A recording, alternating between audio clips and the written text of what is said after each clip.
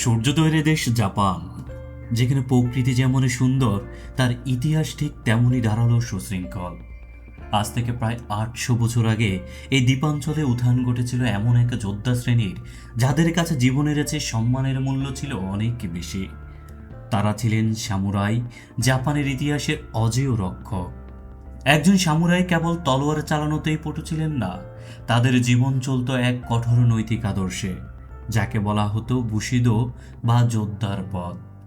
ন্যায়পরায়ণতা, সাহস, দয়া এবং আনুগত্য ছিল এই পথের মূল ভিত্তি। একজন সামুরাইয়ের কাছে তার তলোয়ার ছিল তার আত্মা, যা কেবল যুদ্ধের জন্য নয়, বরং ন্যায় বিচার প্রতিষ্ঠার প্রতীক হিসেবে ব্যবহৃত হতো। সামুরাইদের প্রধান অস্ত্র ছিল কাতানা। এটি কেবল একটি তলোয়ার ছিল না, এটি ছিল সে সময়ের প্রকৌশলী বিদ্যার এক চরম বিস্ময়। হাজারবার ভাঁজ করা স্টিল দিয়ে তৈরি এই তলোয়ারটি এতটাই ধারালো ছিল যে তা অনায়াসে যে কোনো কিছুকে দ্বিখণ্ডিত করতে পারত। একটি কাতানা তৈরি করতে কয়েক মাস সময় লাগত, কারণ এতে মিশে থাকত একজন কারিগরের নিষ্ঠা আর যোদ্ধার মর্যাদা।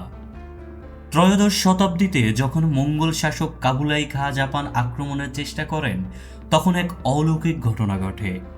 এক বিশাল সামুদ্রিক ঝড় মঙ্গলদের বিশাল নৌবাহিনীকে ধ্বংস করে দেয়।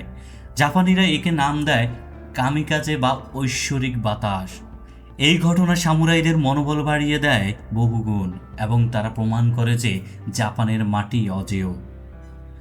19-বিংশ শতাব্দীতে আধুনিকায়নের ফলে সামুরাই যুগের অবসান ঘটে, কিন্তু তাদের সেই বীরত্ব আর বুশিদো আদর্শ হারিয়ে যায়নি।